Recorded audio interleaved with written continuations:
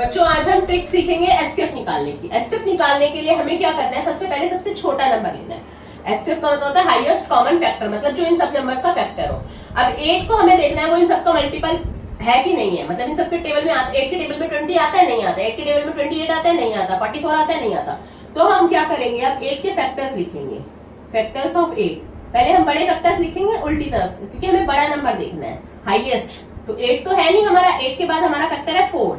अब 4 इन सबके टेबल में आ रहा है कि नहीं आ रहा, 4 के टेबल में 20 भी आता है, 4 के टेबल में 28 भी आता है, 4 के टेबल में 44 भी आता है। तो इस केस में हमारा एचसीएफ हुआ 4। ठीक है, बड़ा नंबर लेना है हमें, पहले 8 के फैक्टर्स करने, छोटे नंबर के फैक्टर्स करो और बड़े नंबर से लिखने स्टार्ट करो। ठीक है, अब नेक्स्ट एक एग्जांपल और लेंगे हम। ये बड़ा नंबर लिया है हमने, इसमें सबसे पहले सबसे छोटा नंबर क्या है हमारा ये। ठीक है, लेकिन इसमें कॉमन आ रहा है, पहले हम 10 कॉमन ले लेंगे। ठीक है, 75 बचा।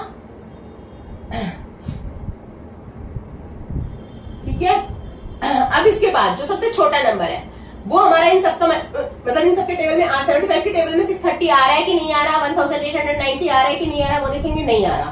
तो अब हम 75 के क्या करेंगे, फैक्टर्स लिखेंगे, फैक्टर्स ऑफ 75।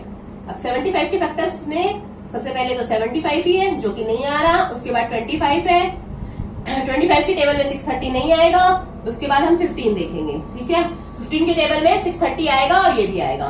तो एचसीएफ हमारा क्या हुआ इस केस में, 15।